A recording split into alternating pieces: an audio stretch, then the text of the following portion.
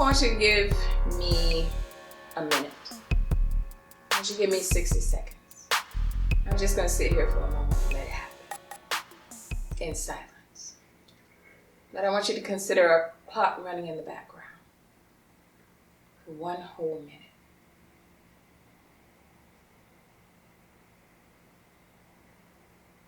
It's an uncomfortable and uneasy silence right now. But I'm going somewhere with it, so just bear with me.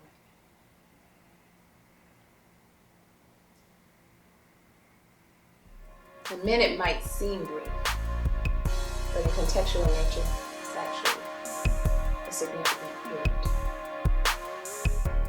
Because a lot can happen in a minute, even between life and death.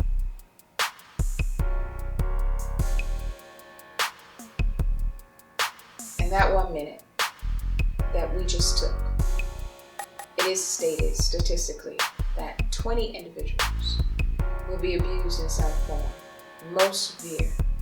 And within that particular minute, someone or maybe many will have lost their lives to domestic violence and abuse, intimate partner violence as known to be.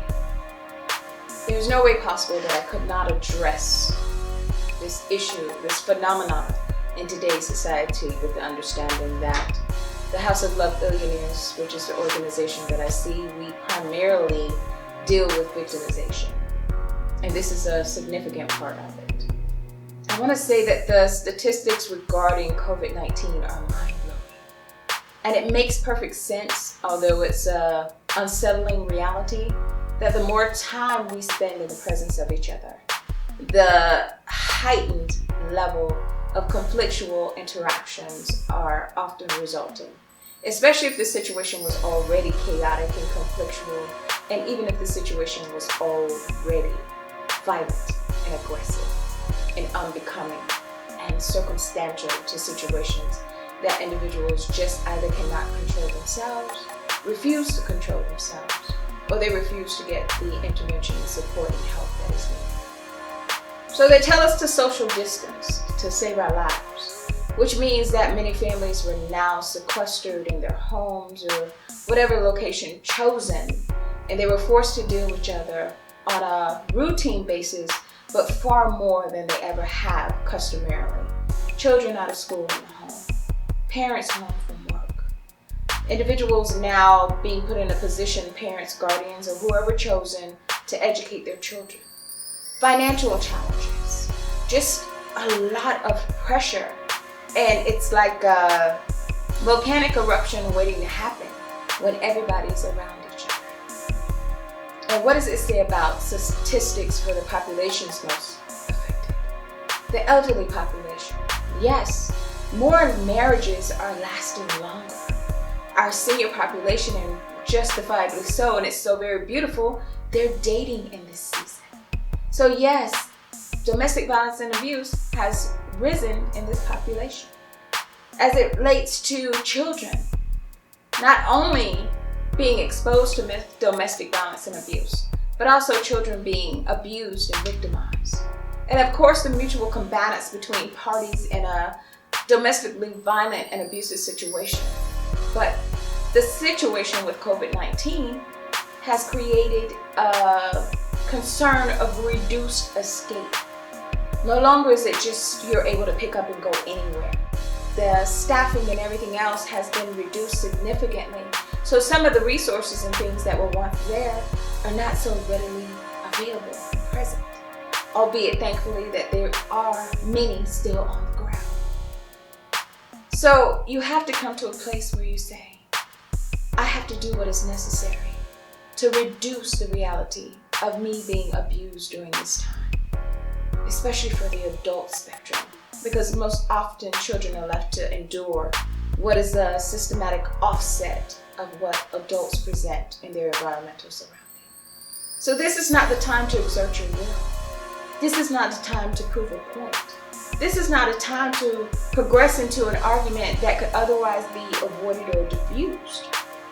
This is a time to learn the personality styles and the disciplines of individuals around you.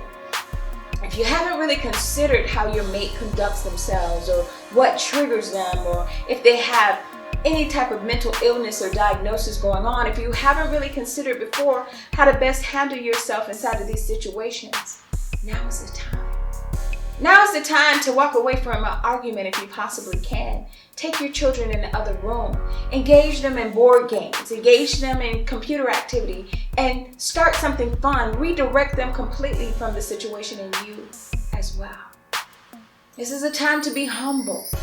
This is the time to pray.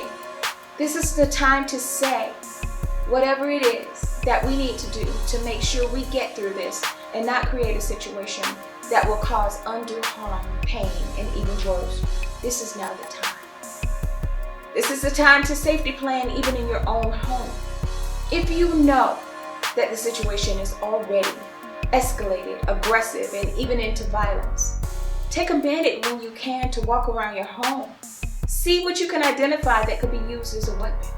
Make a plan for how you can rearrange things and hide things and shift things so they're not readily available.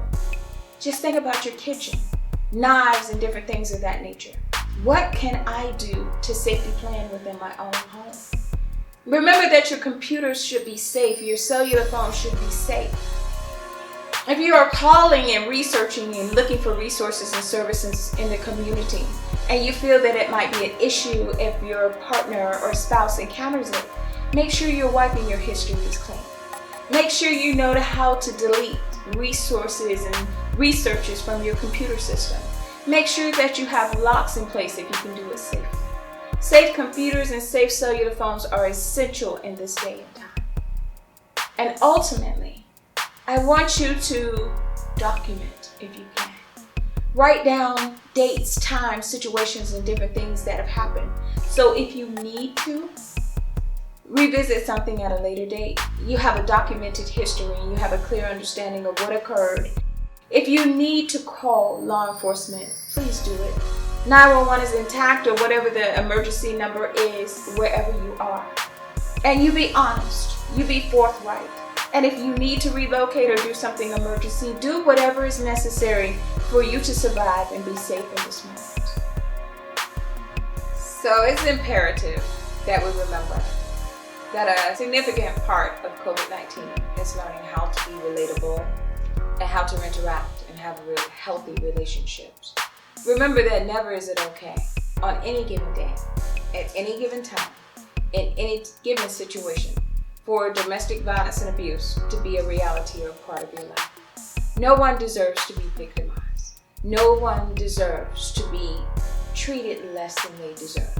And certainly no one deserves to have physical assaults and attacks and verbal and social and emotional and all the different things that happen to be their reality. So I want you to say no more. I want you to say it is done. But I want you to do it in a safe and holy way.